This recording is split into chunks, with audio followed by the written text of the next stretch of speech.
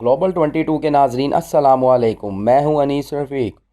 दोस्तों, आज की वीडियो में आपको बताएंगे कि कैसे साबिक़ अमरीकी सदर ओबामा ने भारत पर बिजलियां गिरा दी, कैसे बीजेपी की गंदी सियासत का पोल खुल गया, कैसे मोदी सरकार ने हिंदुत्व के नाम पर मुसलमानों पर ज़िंदगी तंग कर दी, कैसे इंसानी हकूक़ की तंजीमों ने इंतहा पसंद मोदी के मकरू अज़ाइम से पर्दा उठा दिया, कैसे राजस्थान के वज़ीर आला बीजेपी के खुफिया मंसूबे को मंजर आम पर ले आए। इसके अलावा आपको बताएंगे कि कैसे इंतहा पसंद हिंदुओं ने 20 करोड़ मुसलमानों को निशाना बनाकर रख लिया। नए आने वाले दोस्त हमारे चैनल को सब्सक्राइब करके बेल आइकन को दबा दें। दोस्तों, साबिक़ अमरीकी सदर बाराक ओबामा ने मोदी सरकार और भारत का घिनौना चेहरा पूरी दुनिया के सामने बेनकाब कर दिया। उन्होंने कहा कि तशद्दुद भारतीय माशरे का एक हिस्सा बन चुका है।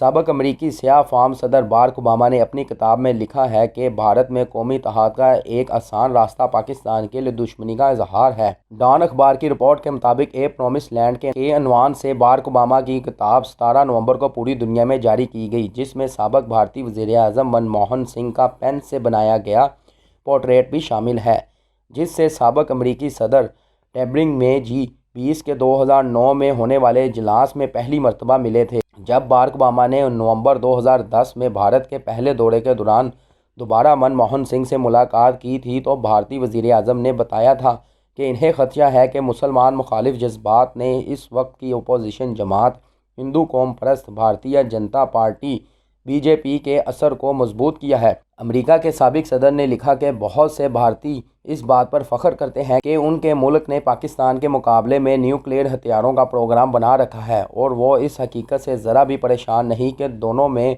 से किसी की जानिब से भी मामूली गलती खित्ते को तबाह करने का ख़तरा बन सकती है। उन्होंने लिखा कि अवामी और निजी सतह पर तशद्दुद भारतीय ज़िंदगी का बहुत बड़ा हिस्सा है और पाकिस्तान के लिए दुश्मनी का इजहार कौमी इत्तेहाद का आसान तरीन रास्ता है।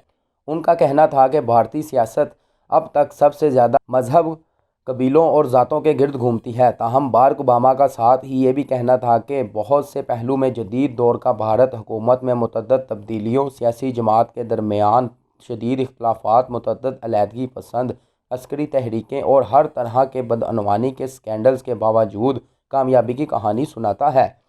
उनका कहना था कि हकीकी माशी तरक्की के बावजूद भारत बड़ी हद तक एक मुंतशिर और गरीब मुल्क है, जो ज़्यादातर मजहब और ज़ातों में तकसीम, बदअनवानी, मुकामी हुकाम और ताकत के दलालों की ख्वाहिशात के असीर और मकामी ब्यूरोक्रेसी के बाइस मफलूज है, जो कि तब्दीलियों के ख़िलाफ़ मज़ाहमत करती है। भारत में तशद्दुद के फैलाव पर तबसरा करते हुए बाराक ओबामा ने हैरत का इजहार किया कि क्या तशद्दुद, लालच, बदअनवानी, कौम परस्ती, नस्ल परस्ती और मजहबी अदम बर्दाश्त इतना मजबूत हो सकता है कि कोई जमहूरियत इस पर मुस्तकिल तौर पर काबू ना पा सके। उन्होंने मज़ीद कहा कि जब भी तरक्की की शरह रुक जाती है या आबादियाती तब्दीली होती है या फिर जब एक रश्मती रहनुमा लोगों के खौफ और नाराज़गी पर सवार होने का इंतखाब करता है, तो तशद्दुद पर यकीन रखने वाले हर जगह मंजर आम पर आने के मुंतज़िर रहते हैं। बाराक ओबामा ने लिखा कि भारत का मेरी सोच में हमेशा एक खुसूसी मुकाम था। इसकी वजह शायद ये है कि भारत दुनिया की आबादी का छठा हिस्सा है, जिसमें 2000 मुख्तलिफ नस्ली ग्रोह आबाद हैं और 700 से ज़ायद ज़ुबानें बोली जाती हैं। उन्होंने मज़ीद लिखा कि लेकिन सबसे ज़्यादा मेरी भारत के लिए दिलचस्पी की वजह महात्मा गांधी हैं। Ibrahim Lincoln, Martin Luther king और नेल्सन मंडेला की तरह गांधी ने भी मेरी सोच को बहुत मुतासिर किया। बाराक ओबामा ने तज़किरा किया कि उनके भारतीय और पाकिस्तानी दोस्त, जिन्होंने मुझे दाल कीमा पकाना और बॉलीवुड फिल्मों से रोशनास कराया, वो भी मेरी भारत में दिलचस्पी की वजह हैं। उन्होंने मज़ीद कहा कि लेकिन ये सब इन बड़े मसले को नहीं छुपा सकते जिसका दुनिया के दूसरे सबसे ज़्यादा आबादी वाले मुल्क को सामना है। दोस्तों, आलमी सतह पर नस्ल कशी से मुतल्लिक तहकीक करने वाले माहिरीन ने भारत में मौजूद हुकूमत की सरपरस्ती में 20 करोड़ मुसलमानों की नस्ल कशी के खदशे का इजहार करते हुए आलमी बरादरी को तवज्जो देने पर जोर दिया है। अमेरिका में भारतीय मुसलमानों की कौंसिल की जानिब से जारी एक अलामिये में कहा गया है कि नस्ल कशी के 10 मराहिल और भारतीय मुसलमान के मौजू पर एक मुबाहसा हुआ, जिसमें शुरा ने ना सिर्फ भारतीय हुकूमत पर पाबंदियों पर जोर दिया बल्कि उसको बेनकाब करते हुए आलमी बरादरी से इंसानियत के ख़िलाफ़ जराइम रोकने की ज़रूरत पर भी जोर दिया।